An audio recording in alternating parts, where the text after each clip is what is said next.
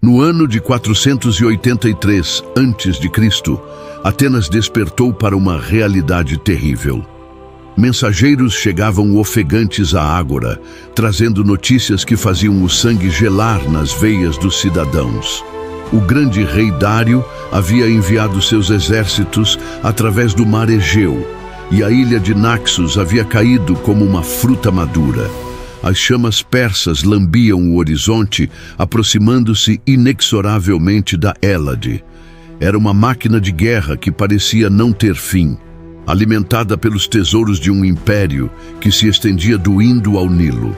Nos corredores do poder ateniense, homens de barba grisalha e túnicas bordadas debatiam furiosamente.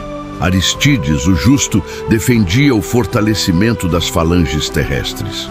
Milcíades falava da importância da cavalaria. Mas havia um homem que via além das tradições militares, um homem cujos olhos brilhavam com a luz da intuição profética. Temístocles, filho de Neóclis, não possuía a linhagem ilustre dos Alcmeônidas, nem a riqueza dos grandes proprietários de terra. Era um homem do povo, forjado nas ruas movimentadas do Pireu, onde o cheiro de peixe e alcatrão se misturava com os sonhos de marinheiros. Quando Temístocles se levantou na assembleia, sua voz cortou o ar como a proa de uma trireme.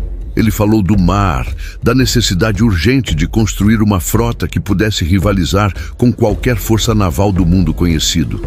Os aristocratas riram, balançando as cabeças com desdém. Que conhecimento militar poderia ter aquele homem de origem humilde? Mas Temístocles persistiu, sua eloquência crescendo como uma maré que sobe. Ele pintou com palavras o futuro sombrio que aguardava Atenas se continuassem dependendo apenas de suas forças terrestres. A descoberta das minas de prata de Laurion havia enchido os cofres da cidade com riquezas inimagináveis. Veias reluzentes corriam pelas profundezas da terra ática como rios de metal precioso, extraídas pelo suor de milhares de escravos que trabalhavam nas galerias escuras. Tradicionalmente, essa prata era distribuída entre os cidadãos como um dividendo anual, uma bênção dos deuses que permitia aos atenienses viver com mais conforto. Mas Temístocles visionava um uso diferente para esse tesouro subterrâneo. Nas reuniões noturnas, ele convencia um cidadão de cada vez. Falava aos comerciantes sobre como uma frota poderosa protegeria suas rotas comerciais. Sussurrava aos artesãos sobre o trabalho que a construção naval traria para seus ateliês. Argumentava com os agricultores sobre como o domínio dos mares garantiria que seus produtos chegassem aos mercados distantes. Sua estratégia era meticulosa, construída palavra por palavra, voto por voto. A resistência era feroz. Aristides confrontou Temístocles publicamente, argumentando que distribuir a prata entre o povo era uma questão de justiça. Os cidadãos mereciam sua parte do tesouro comum, não vê-la transformada em madeira e bronze, flutuando sobre águas incertas. Mas Temístocles respondeu com uma paixão que incendiou a assembleia. Ele falou de liberdade, de como navios significavam independência, de como o controle dos mares era o controle do próprio destino. Os estaleiros do Pireu transformaram-se em uma sinfonia de martelos e serras. Madeira de pinho e carvalho chegava das florestas do norte, enquanto artesãos especializados moldavam os cascos longos e elegantes das triremes. Cada embarcação era uma obra de arte militar, com 170 remadores dispostos em 3 fileiras, um esporão de bronze afiado como uma lança gigante e velas que podiam capturar os ventos favoráveis quando necessário. A transformação de Atenas era visível a olho nu. O porto fervilhava de atividade, com gruas levantando mastros e trabalhadores aplicando piche nos cascos. O cheiro de madeira fresca e corda nova impregnava o ar. Crianças corriam entre as docas, observando maravilhadas a criação dessa força naval que crescia dia após dia. Temístocles supervisionava pessoalmente cada aspecto da construção. Ele conhecia cada carpinteiro naval pelo nome, discutia modificações técnicas com os mestres construtores e testava pessoalmente a manobrabilidade de cada trireme completada. Sua dedicação era absoluta, seu conhecimento crescia exponencialmente. Ele estudava correntes marítimas, padrões de vento, táticas navais de outras civilizações. Quando as primeiras 50 triremes deslizaram para a água, Atenas possuía subitamente uma das frotas mais formidáveis do mundo mediterrâneo. Mas Temístocles sabia que navios sem marinheiros treinados eram apenas madeira flutuante. Ele organizou exercícios navais intensivos, transformando pescadores, comerciantes e jovens aventureiros em uma força naval disciplinada. Os remadores aprenderam a mover-se como um só organismo, seus remos cortando a água em perfeita sincronização. Os comandantes estudaram formações de batalha, manobras evasivas e a arte mortal do abalroamento. As águas ao redor do Pireu ecoavam constantemente com os gritos de comando e o ritmo hipnótico dos remos. Enquanto isso, os espiões persas observavam com crescente preocupação. Relatórios chegavam a Susa descrevendo a transformação militar de Atenas. O que havia começado como uma cidade-estado com ambições terrestres estava se tornando uma potência naval respeitável. Dário, em seus palácios dourados, franzia a testa ao ouvir essas notícias. Os gregos estavam se preparando para algo maior do que uma simples resistência defensiva. Após a morte de Dário na Batalha de Maratona, seu filho Xerxes ascendeu ao trono do maior império que o mundo já conhecera. Diferentemente de seu pai, que havia subestimado a determinação grega, Xerxes planejou uma invasão de proporções épicas. Durante 4 anos, ele reuniu exércitos de todos os cantos de seu vasto domínio. Citas das estepes geladas, imortais persas com suas lanças douradas, arqueiros medos cujas flechas escureciam o céu, elefantes de guerra da Índia e cavalaria líbia que galopava como o vento do deserto. Os espiões gregos traziam relatórios aterrorizantes. Falavam de um exército tão vasto que drenava rios inteiros quando parava para beber. Descreviam uma frota de mais de 1000 navios, desde triremes fenícias até embarcações egípcias carregadas de guerreiros. A logística dessa invasão era um milagre de organização militar. Pontes flutuantes foram construídas sobre o Helesponto, permitindo que o exército terrestre cruzasse da Ásia para a Europa. Canais foram cavados através da península do Monte Athos para evitar os naufrágios que haviam atormentado expedições anteriores. Quando as primeiras notícias da marcha persa chegaram a Atenas, a cidade entrou em pânico. Cidadãos comuns corriam pelas ruas, alguns carregando seus poucos pertences, outros rezando nos templos. O número de inimigos era simplesmente incompreensível para mentes acostumadas às guerras entre cidades-estado.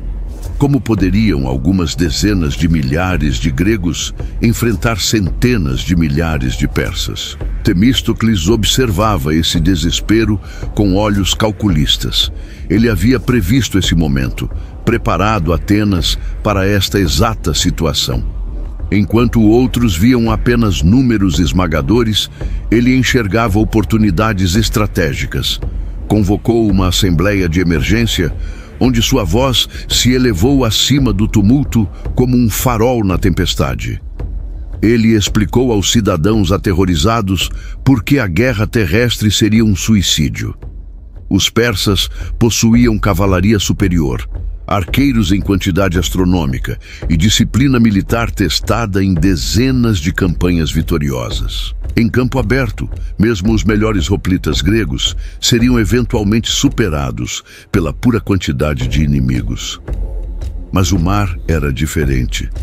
No mar, números imensos se tornavam uma desvantagem, especialmente em águas estreitas, onde a manobrabilidade importava mais que a quantidade. A resistência à sua estratégia naval veio de fontes previsíveis.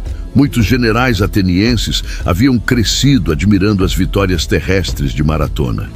Eles compreendiam a falange, a disciplina da infantaria pesada, a glória do combate face a face.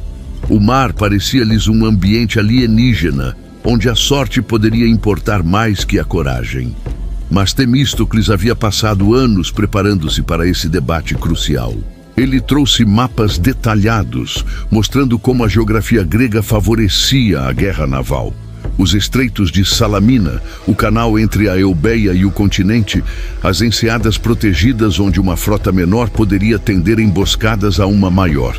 Explicou como trirremes bem comandadas podiam destruir navios maiores através da velocidade e precisão, como a experiência dos marinheiros gregos em suas próprias águas era uma vantagem inestimável. A pressão diplomática também era intensa. Delegações de outras cidades-estado gregas chegavam diariamente a Atenas, cada uma trazendo suas próprias preocupações e estratégias conflitantes. Os espartanos, naturalmente, favoreciam uma defesa terrestre baseada em posições fortificadas. Os coríntios queriam proteger suas rotas comerciais.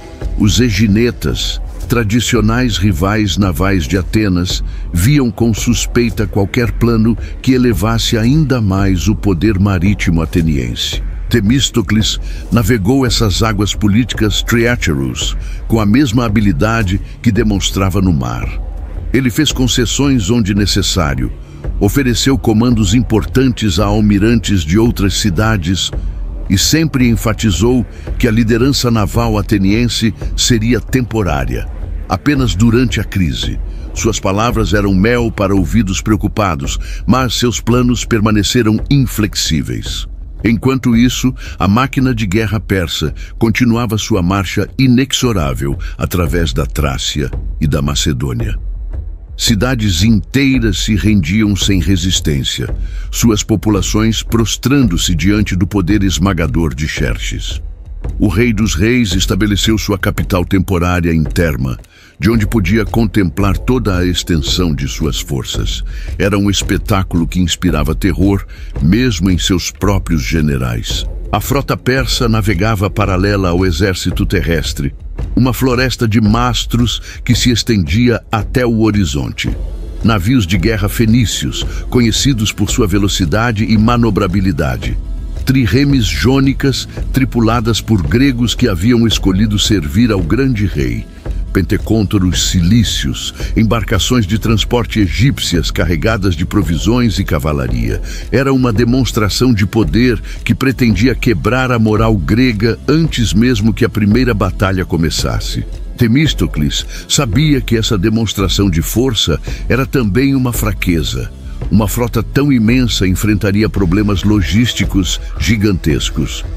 Coordenar movimentos entre tantas embarcações diferentes seria como tentar dirigir uma manada de animais selvagens. E, acima de tudo, Xerxes precisava de vitórias rápidas e decisivas para manter essa força unida. Qualquer prolongamento da campanha começaria a corroer a coesão de um exército composto por tantas nacionalidades diferentes. A estratégia de Temístocles cristalizou-se então em um plano audacioso. Ele levaria a guerra para o mar, onde a astúcia grega poderia superar a força bruta persa. Mas isso significava sacrifícios inimagináveis. Significava abandonar Atenas aos persas, evacuar a população civil e apostar tudo em uma série de batalhas navais, onde a derrota representaria não apenas a perda de uma cidade, mas o fim da própria civilização grega. Enquanto o rei Leônidas marchava com seus 300 espartanos para o desfiladeiro das Termópilas, Temístocles conduzia a frota grega confederada para o Estreito de Artemísio. Era uma coordenação estratégica perfeita. As Termópilas bloqueariam o avanço terrestre persa, enquanto Artemísio impediria que a frota inimiga flanqueasse a posição terrestre pelo mar. Se qualquer uma dessas posições caísse, a outra se tornaria insustentável. O amanhecer no Estreito de Artemísio revelou um espetáculo que poucos homens haviam testemunhado. De um lado, 200 trirremes gregas dispostas em formação de batalha, suas proas de bronze brilhando sob a luz dourada do sol nascente.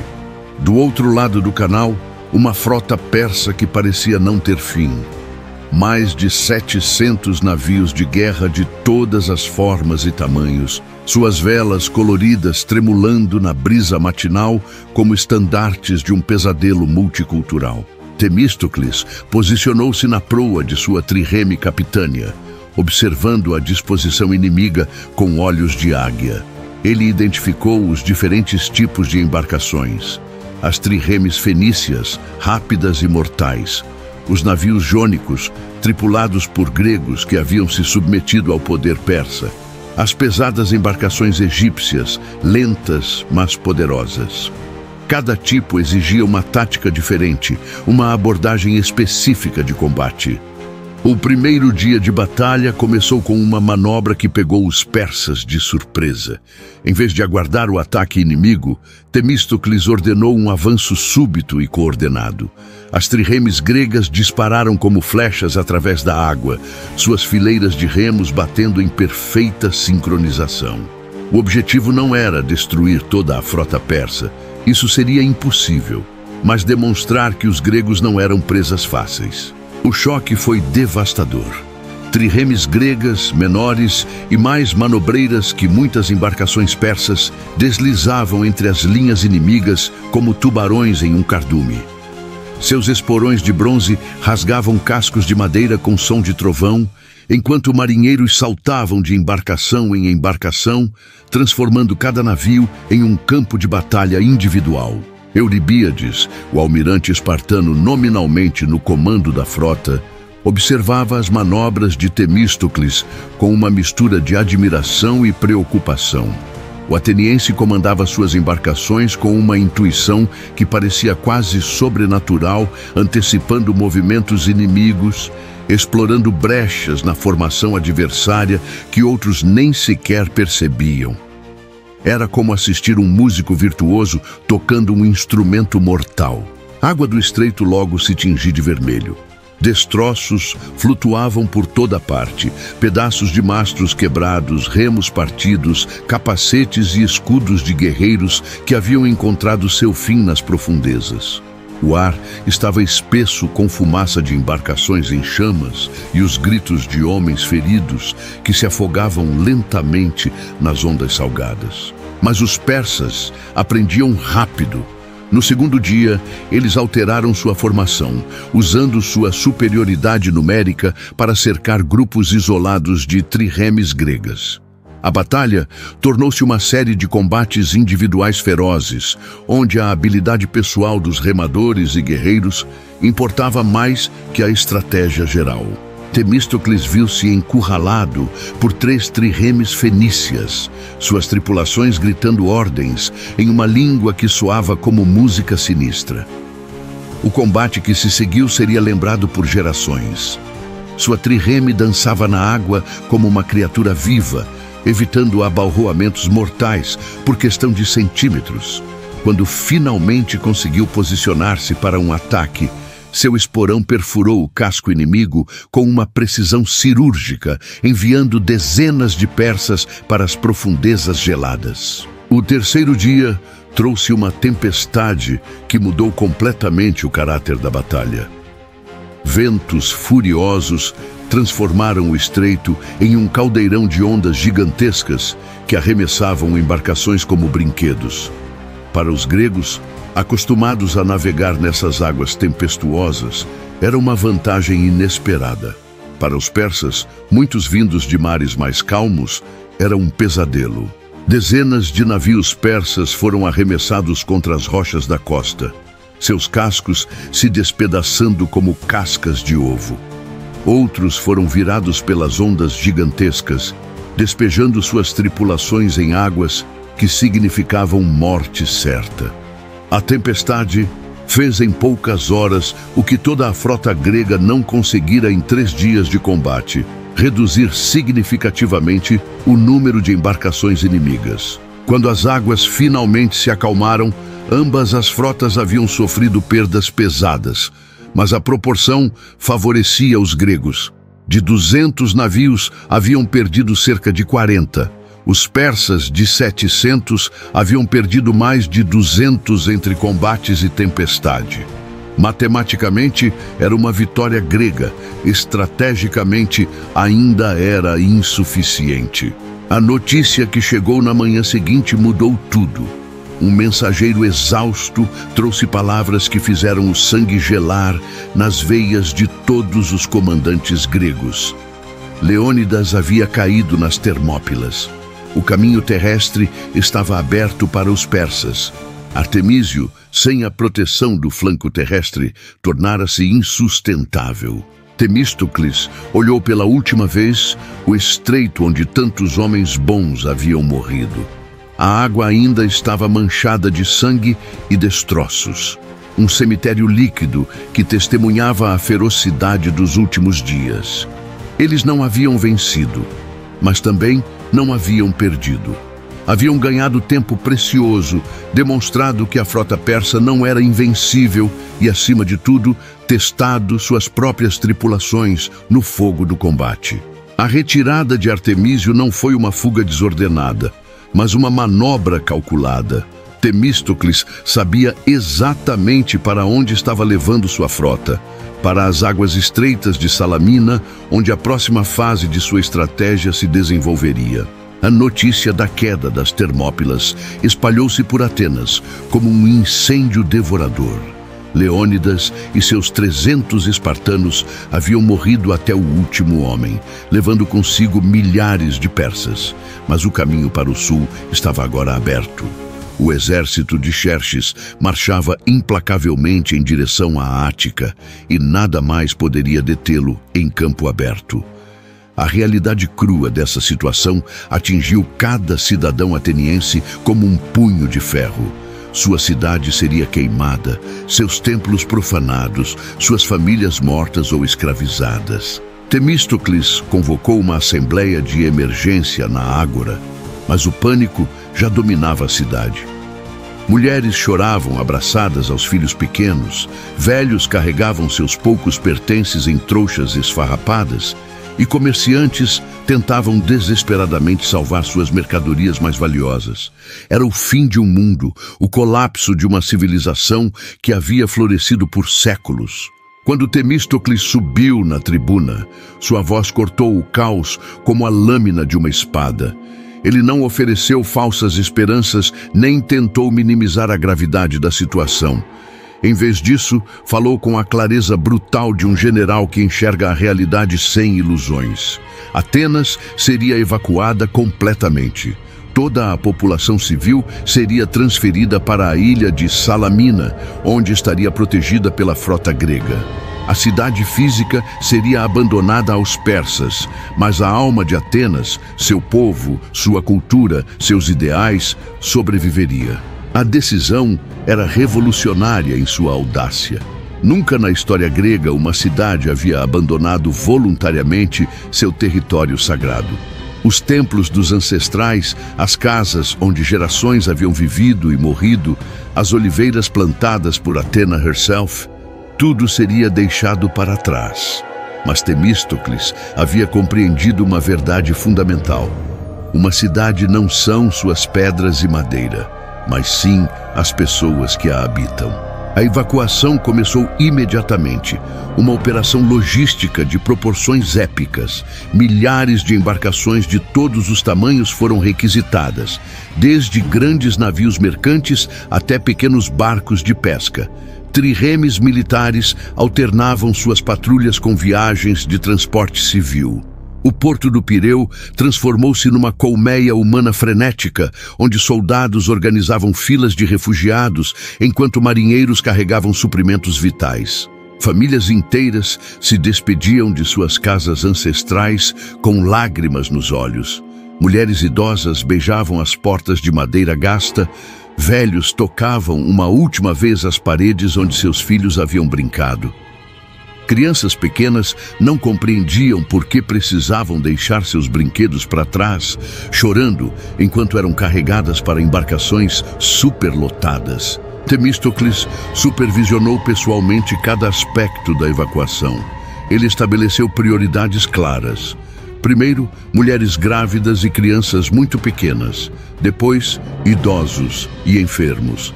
Em seguida, o resto da população civil. E, finalmente, os bens materiais que pudessem ser salvos.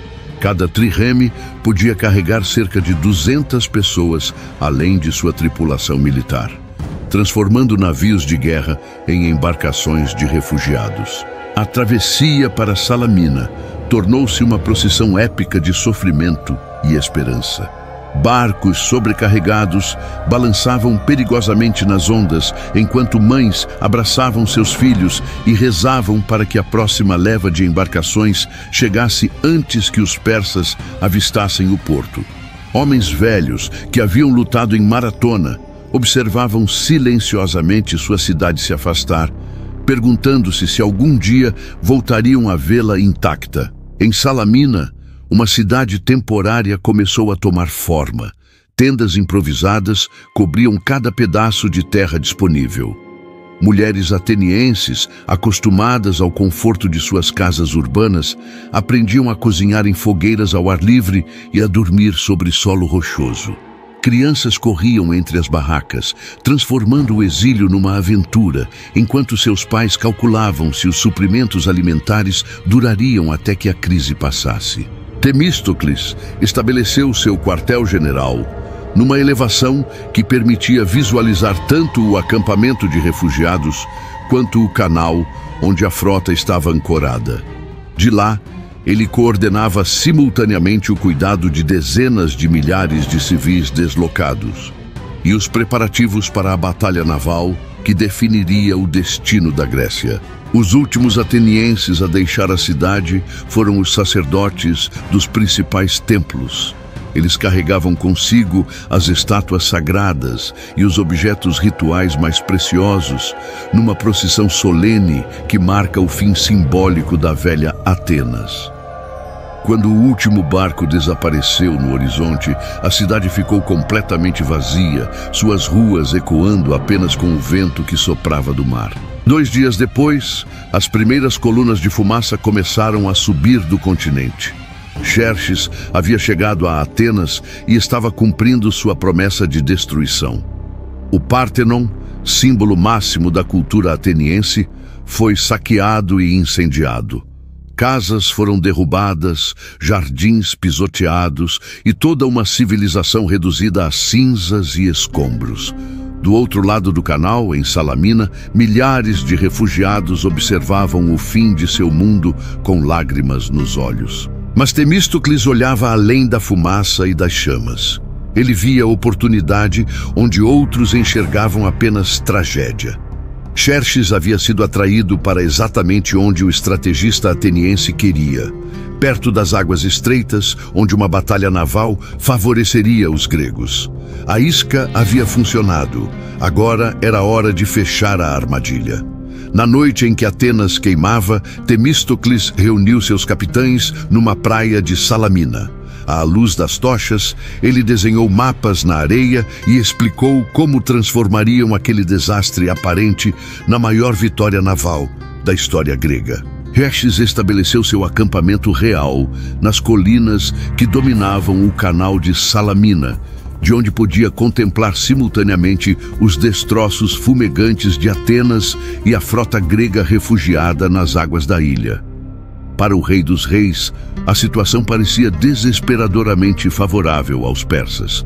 Os gregos estavam encurralados, sem possibilidade de fuga, suas forças terrestres destruídas, sua principal cidade reduzida a escombros. Restava apenas esmagar aquela frota obstinada e a conquista da Hélade estaria completa. O que Xerxes não percebia era que havia sido sutilmente manipulado para aquela posição. Cada movimento aparentemente defensivo dos gregos havia sido calculado para atraí-lo para as águas estreitas, onde sua superioridade numérica se tornaria uma desvantagem. Temístocles havia apostado tudo nesse momento, sacrificando Atenas para criar as condições perfeitas para uma batalha naval decisiva. Mas convencer Xerxes a atacar no local e momento escolhidos exigiria o maior golpe de astúcia da carreira de Temístocles. O rei persa, apesar de sua arrogância, possuía conselheiros experientes que compreendiam os riscos de uma batalha naval em águas confinadas. Alguns sugeriam um bloqueio prolongado que forçaria os gregos à rendição por falta de suprimentos. Outros propunham desembarques simultâneos em múltiplos pontos da ilha, dividindo as forças gregas. Foi então que Temístocles executou sua manobra mais ousada.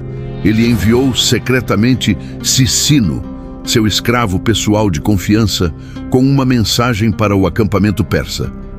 Sicino apresentou-se como um desertor ateniense descontente com a liderança de Temístocles, oferecendo informações valiosas sobre a disposição da frota grega. A mensagem que carregava era cuidadosamente elaborada para despertar a ganância e a impaciência de Xerxes. Segundo Sicino, a frota grega estava à beira do colapso moral. Diferentes contingentes de várias cidades-estado discutiam furiosamente sobre estratégias de fuga. Os coríntios queriam navegar para oeste, protegendo seu próprio território. Os eginetas planejavam escapar para sul. Apenas os atenienses, sem ter para onde ir, insistiam em permanecer e lutar. Se Xerxes atacasse imediatamente, pegaria os gregos divididos e desorganizados, possivelmente capturando toda a frota antes que conseguisse dispersar. A mensagem era uma obra-prima de psicologia militar.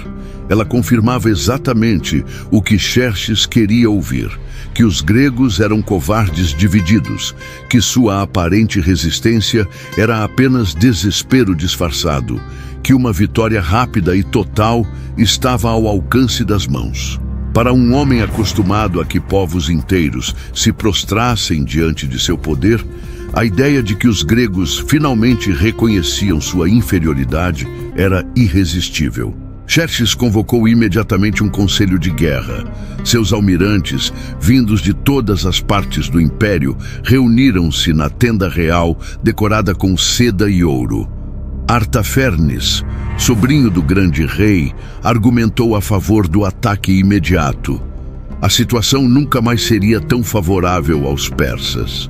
Ariabignes, meio-irmão de Xerxes, comandante da frota jônica, concordou entusiasmadamente. Apenas alguns poucos conselheiros, veteranos de décadas de guerra naval, expressaram cautela. Mas a palavra de Xerxes era lei absoluta. O ataque seria lançado ao amanhecer seguinte.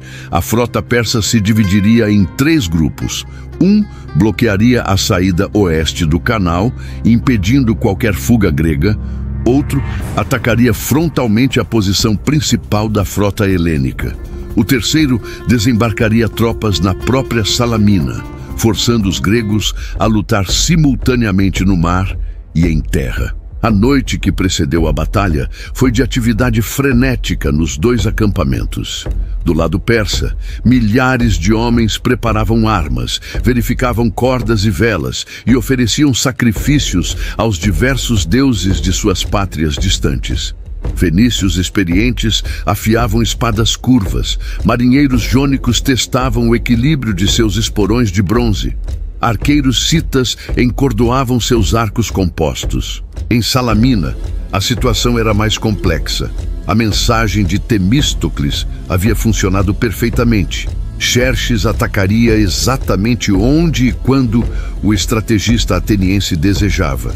Mas isso significava que os próprios gregos precisavam estar preparados para uma batalha que muitos consideravam suicida.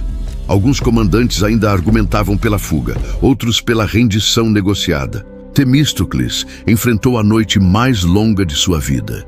Ele percorreu o acampamento de refugiados, conversando com mulheres que haviam perdido suas casas, consolando crianças assustadas, prometendo aos velhos que logo poderiam voltar para Atenas. Mas internamente, ele sabia que estava apostando tudo em uma única jogada. Se sua estratégia falhasse, não apenas Atenas morreria, mas toda a civilização grega. Nas primeiras horas antes do amanhecer, ele reuniu seus capitães numa praia isolada. A luz tremeluzente das tochas desenhou na areia úmida o plano que havia fermentado em sua mente durante meses. O canal de Salamina era estreito em vários pontos, especialmente entre a ilha e o continente. Ali, a imensa frota persa não conseguiria manobrar adequadamente. Suas embarcações maiores ficariam presas, vulneráveis aos ataques rápidos das trirremes gregas. Euribíades, o almirante espartano, observava os desenhos com ceticismo crescente. Era uma estratégia que dependia de timing perfeito, coragem absoluta e uma dose considerável de sorte. Mas quando olhou nos olhos de Temístocles, viu ali a convicção inabalável de um homem que havia previsto cada movimento dessa guerra naval. Lentamente, outros comandantes começaram a concordar. Não havia alternativa. Era vitória ou morte. Quando o sol começou a nascer sobre as águas do canal, dois dos maiores exércitos navais da história se preparavam para um confronto que decidiria o futuro da civilização ocidental. De um lado, mais de 1000 embarcações persas, representando a força militar do maior império do mundo.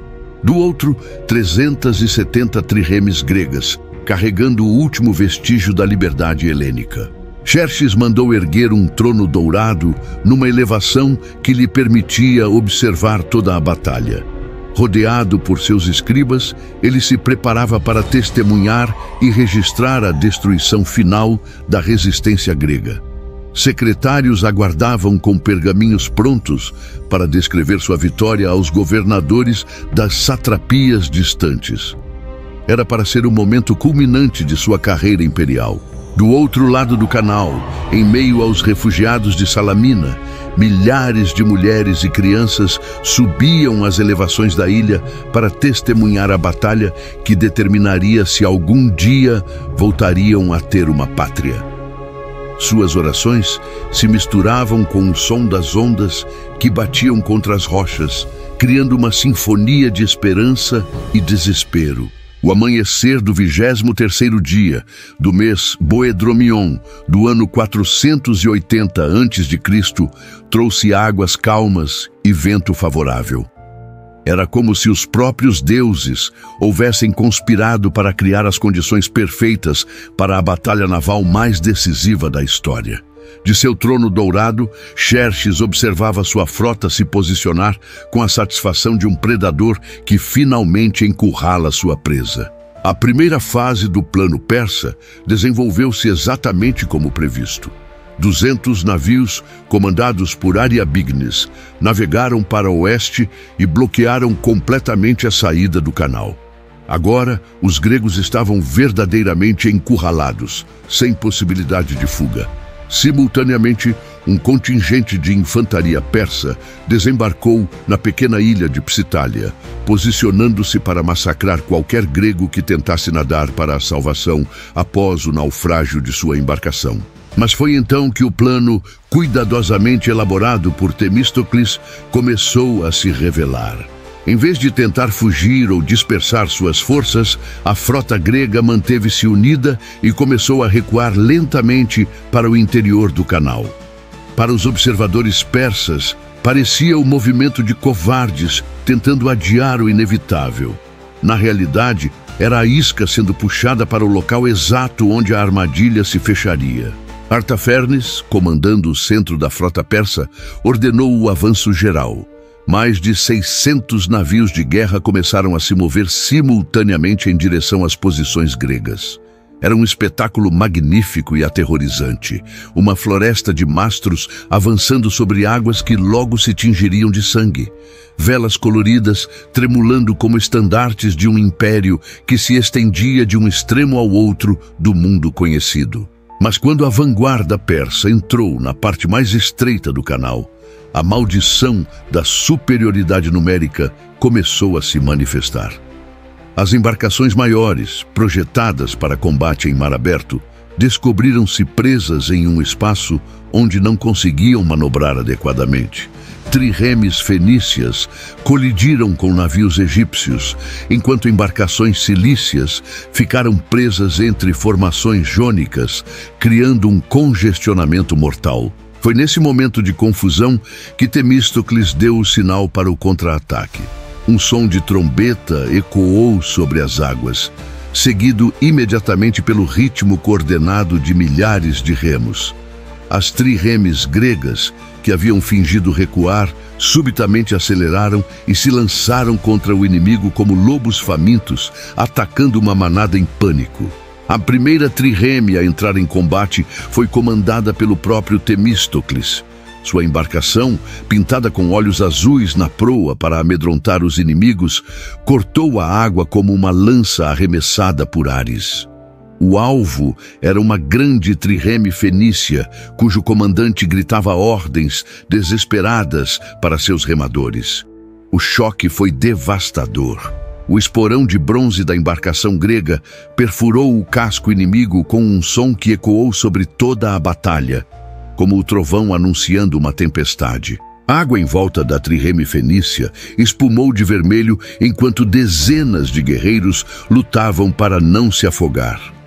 Mas não havia tempo para misericórdia. Outras embarcações gregas já se aproximavam, seus esporões brilhando como dentes de monstros marinhos.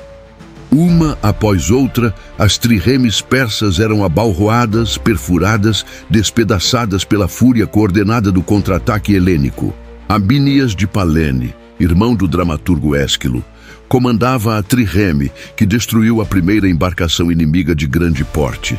Era um navio egípcio carregado de arqueiros núbios, homens altos e musculosos, cujas flechas haviam semeado terror em dezenas de batalhas anteriores. Mas arqueiros são inúteis quando sua plataforma está afundando sob seus pés. A embarcação virou de lado como um animal ferido, despejando sua tripulação em águas que se tornaram seu túmulo.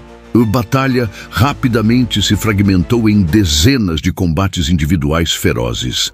Em cada ponto do canal, tríremes gregas enfrentavam grupos de navios persas em duelos mortais.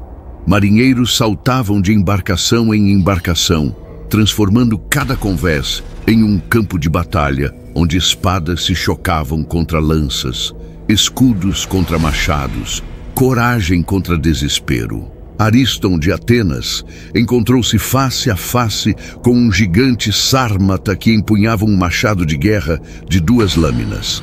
O combate durou apenas segundos, mas foram segundos que pareceram eternidade.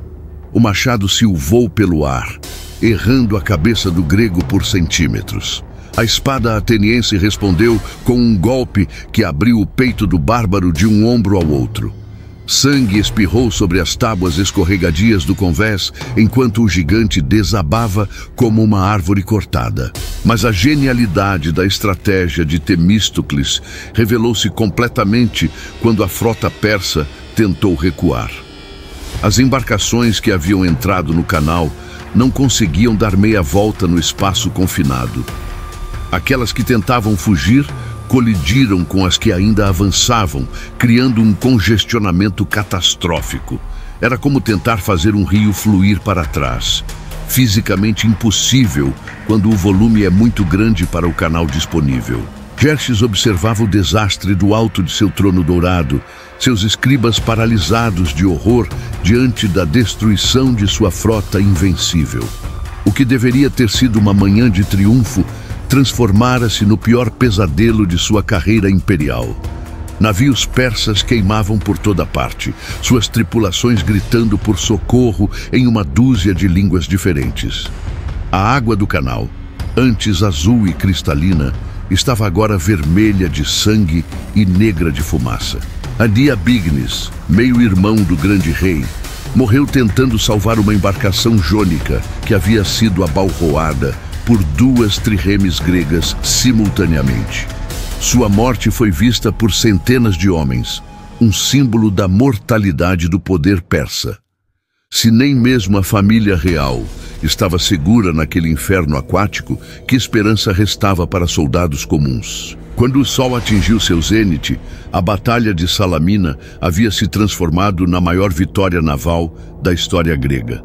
Mais de 300 navios persas haviam sido destruídos ou capturados. Milhares de soldados do maior império do mundo jaziam no fundo do canal ou flutuavam como destroços humanos na superfície ensanguentada. A frota que deveria conquistar a Grécia havia sido aniquilada em poucas horas de combate. Do alto de seu trono dourado, Xerxes assistia ao fim de um sonho imperial que havia consumido anos de planejamento e recursos incalculáveis. A frota, que representava o poder naval de 26 nações diferentes, estava sendo sistematicamente destruída diante de seus olhos por algumas centenas de trirremes gregas. Era um espetáculo que desafiava toda a sua compreensão do mundo. Como um império que se estendia da Índia à Etiópia, podia ser humilhado por uma coleção de cidades-estado que mal conseguiam se unir contra um inimigo comum? Seus escribas permaneciam paralisados, seus pergaminhos em branco. Como descreveriam essa catástrofe aos governadores das satrapias distantes? Como explicariam que a força militar mais poderosa jamais reunida havia sido derrotada por pescadores e comerciantes que lutavam para defender suas famílias? A propaganda imperial havia pintado os gregos como covardes efeminados. A realidade que se desenrolava no canal de Salamina contava uma história completamente diferente. A primeira reação de Xerxes foi a negação. Ele gritou ordens contraditórias para seus generais terrestres, exigindo que organizassem imediatamente uma invasão anfíbia de Salamina. Se a frota estava sendo destruída, ele usaria seu exército terrestre para massacrar os refugiados gregos na ilha. Mas seus conselheiros mais experientes explicaram pacientemente a impossibilidade logística dessa operação. Sem controle naval, como transportariam dezenas de milhares de soldados através de águas dominadas por trirremes gregas vitoriosas? Artabano, tio do grande rei e veterano de décadas de campanhas militares, aproximou-se do trono com a gravidade de quem traz más notícias para um déspota. Sua voz era baixa, quase sussurrada, mas suas palavras cortaram o ar como lâminas afiadas. A campanha grega havia falhado. Sem uma frota para proteger suas linhas de suprimento através do Helesponto, o exército persa estava vulnerável em território inimigo. Inverno se aproximava e não havia recursos suficientes para manter centenas de milhares de homens longe de casa durante a estação fria. A sugestão de retirada foi recebida com fúria real. Xerxes havia investido sua reputação pessoal nessa campanha. Havia prometido aos súditos de 26 satrapias que traria as cabeças dos líderes gregos para adornar seu palácio em Persépolis. Havia jurado pelos deuses que os templos atenienses seriam saqueados em vingança pela destruição de Sardes. Como poderia voltar para casa com as mãos vazias, deixando para trás o prestígio imperial nas águas sangrentas de Salamina? Mas a realidade militar é implacável, mesmo para reis que se consideram deuses. Relatórios chegavam constantemente sobre o estado da frota. Ariabignes estava morto, Artafernes ferido gravemente, centenas de oficiais persas haviam perecido ou desaparecido. Dos 1000 navios que haviam entrado no canal, apenas cerca de 400 permaneciam em condições de navegar. E desses, muitos estavam danificados, com tripulações desmoralizadas e suprimentos esgotados. Durante a noite que se seguiu ao desastre, Xerxes reuniu um conselho de guerra de emergência. A tenda real, normalmente decorada com sedas e ouro, parecia agora um mausoléu onde se velava a morte de ambições imperiais. Generais de 20 nações diferentes argumentavam em suas línguas nativas, criando uma cacofonia que refletia o caos da situação militar. Mardônio, primo do grande rei e um de seus generais mais agressivos, propôs uma estratégia desesperada: deixariam uma força terrestre considerável na Grécia sob seu comando, enquanto Xerxes retornaria à Ásia com o restante do exército. Durante o inverno, ele reconstruiria a frota e planejaria uma nova invasão para a primavera seguinte. Era uma proposta que salvaria as aparências reais, mas condenaria dezenas de milhares de soldados persas a passar uma estação fria em território hostil. A decisão final foi tomada antes do amanhecer. Xerxes retornaria à Ásia com a maior parte de suas forças, deixando Mardônio com cerca de 100 mil homens para continuar a campanha. Era uma retirada disfarçada de reorganização estratégica, mas todos os presentes compreendiam sua verdadeira natureza. O grande rei estava fugindo da Grécia com o rabo entre as pernas, abandonando seus sonhos de conquista nas águas ensanguentadas de Salamina.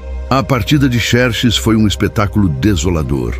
O homem que havia chegado à Grécia como um deus conquistador partia como um mortal derrotado.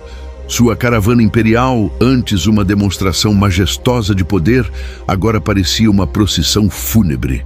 Carroças douradas transportavam feridos, em vez de tesouros saqueados. Guardas imortais cavalgavam com as cabeças baixas, evitando olhar para os refugiados gregos que observavam sua retirada das colinas de Salamina. A travessia do Helesponto tornou-se uma corrida contra o tempo e contra os elementos. As pontes flutuantes que haviam permitido a passagem triunfal do exército na ida estavam danificadas por tempestades de outono. Milhares de homens tiveram que ser transportados em embarcações improvisadas, muitas das quais naufragaram nas águas agitadas do estreito. Soldados que haviam sobrevivido à Batalha de Salamina pereceram afogados a poucos quilômetros de casa. Quando Xerxes finalmente pôs os pés em solo asiático, era um homem transformado. A arrogância imperial havia sido substituída por uma amargura profunda. Seus cabelos, antes negros como a noite persa, começaram a embranquecer prematuramente.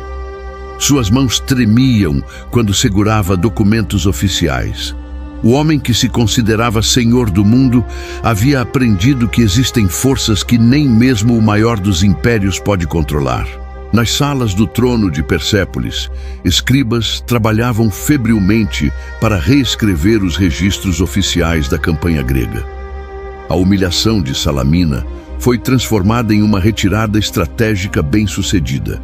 As perdas navais foram minimizadas nos relatórios oficiais. A coragem dos gregos foi ignorada em favor de narrativas sobre traições e condições climáticas adversas. Era a primeira grande operação de propaganda para esconder uma derrota militar catastrófica. Mas por todo o império, da Báctria à Lídia, súditos persas sussurravam a verdade. O grande rei havia sido derrotado por um punhado de gregos. A frota invencível havia sido destruída por pescadores e comerciantes.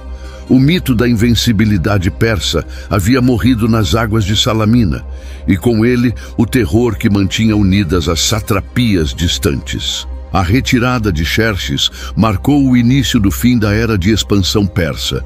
Nunca mais o império tentaria uma invasão em grande escala da Grécia. Nunca mais um grande rei se aventuraria pessoalmente tão longe de casa. Salamina havia provado que mesmo o maior dos impérios tinha limites, e que a liberdade, quando defendida com coragem e inteligência, podia prevalecer contra odds aparentemente impossíveis. O silêncio que se seguiu à partida da frota persa era quase tangível. Nas águas de Salamina, onde poucas horas antes ecoavam os gritos de guerra de milhares de homens, agora só se ouvia o som suave das ondas lambendo os destroços flutuantes. Pedaços de mastros partidos, fragmentos de velas rasgadas e ocasionalmente um capacete ou escudo abandonado lembravam aos observadores que ali havia ocorrido algo que mudaria para sempre o curso da história humana. Temístocles permaneceu em pé na proa de sua trireme, muito depois que o último navio persa desapareceu no horizonte. Suas mãos ainda tremiam pela tensão do combate. Seus ouvidos ainda ecoavam com o som de esporões de bronze perfurando cascos de madeira. Mas sua mente já trabalhava além da vitória imediata. Ele compreendeu que Salamina não era apenas uma batalha ganha, mas o momento em que a civilização ocidental havia sido salva da extinção. A notícia da vitória espalhou-se pela Grécia com a velocidade do vento. Corredores partiram de Salamina em todas as direções, carregando a mensagem impossível. Os persas haviam sido derrotados, Xerxes estava fugindo, a frota invasora havia sido aniquilada. Em Esparta, guerreiros veteranos choraram abertamente ao ouvir que a ameaça oriental havia sido afastada. Em Corinto, comerciantes que haviam escondido suas riquezas começaram a planejar a reconstrução de suas frotas mercantes. Em Delfos, sacerdotes ofereceram sacrifícios especiais a Apolo, agradecendo ao deus pela salvação helênica.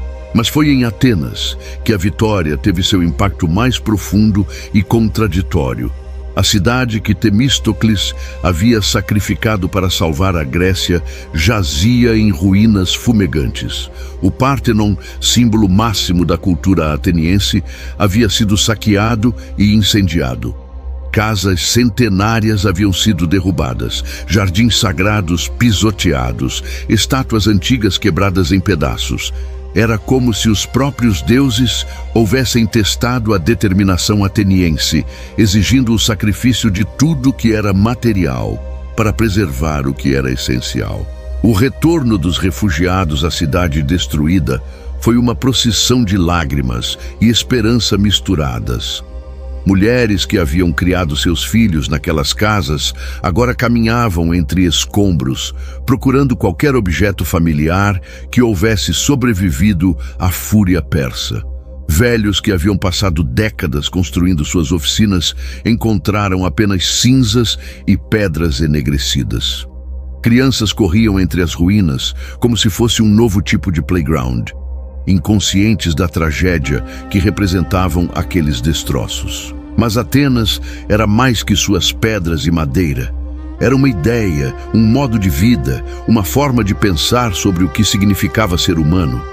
E essas coisas intangíveis haviam sobrevivido intactas nas mentes e corações dos refugiados que retornavam. Em poucos meses, a reconstrução começaria. Em poucos anos, Atenas seria mais bela que antes.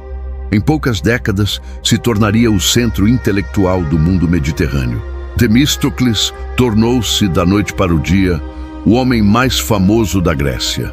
Cidades-estado que antes mal conheciam seu nome, agora o convidavam para festivais e celebrações.